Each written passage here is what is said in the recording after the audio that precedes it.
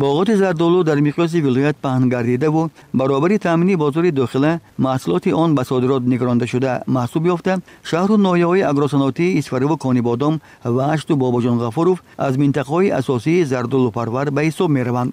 البته فراوان حاصلی باغات زردآلو پیش از همه از مساعد آمدن هوای فصل بهار وابستگی داشته. همزمان به راه ماندن روند اگروتکنیکی نگاهبین باغات از قبیل آب و آذوقه‌دهی، مبارزه ضد پیدایش و پنجشوی کسلی و حشرات ضرررسان و امثال آن مساعدت کننده به حاصلناکی بلند زردآلو است. الحال در حدود خواجگاه شهر و ناحیه‌های اسفره و کانی بادام و اشت و باباجان غفوروف با نظرداشت پخته رسیدن جمع‌آوری عمومی زردآلو آغاز شده. در این ردیف کشاورزان خواجگاه شهر اسفره که در این منطقه اگروصنعتی در همین شکل‌های خواجگی‌داری بیش از 11000 گیتار باغات زردآلوی حاصلده به خرید گرفته شده است. برای هر چه تیزتر و بی‌تلف جمع‌آوری این نوع میوه‌ها عزم تلاش دارند. در شهر اسفره در همه شکل‌های خواجگی‌داری زیاده از 12000 گیتار باغات موجود میباشد که زیاده از 11000 گیتارش را باغ میوه زردآلو تشکیل می‌دهد. زیاده از 13000 خواجگی‌های دهقانی که اکثر آنها شغل اساسی آنها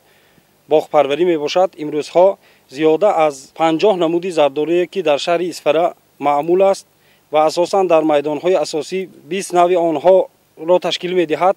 امروز علاقه میوه‌های پیش‌پزکی زردآلوی شهردار شهر اسفره پخته رسیده است و علاقه از طرف یک چند صاحبکاران به صادرات نیز برآورده شده ایستاده‌اند و آن میوه زردآلویی که امروز پخته رسیده ایستاده است از طرف خواجگیداران شهر اسفره با صفت خوب و اعلی خشکانیده شده به شهرهای فدراسیون روسیه برای صادرات برآورده می‌شوند در آینده. باید تذکر داد که در اسفره به زردآلوی پخته رسیده خریداران دائمی چون کارخانه کنسرو براری صبح وطن و زیاده از 10 کارگاه‌های بندوبست که با خشک کردن و بندوبست میوه‌جات به صادرات نگرانده شده شغل می‌ورزند همه ساله فعالیتی با مرام دارند. طبق اطلاع مسئولین ساحه اگر سالی سپری شده در حدود شهر و دهات اسفره 43000 تن زردآلو استحصال شده باشد، پس امسال با مساعد آمدن هوا حاصلناکی و حاصل نگاهداری درختان از سال گذشته بیشتر است. از این لحاظ احتمال نسبت سالی سپری شده زیادتر استحصال کردن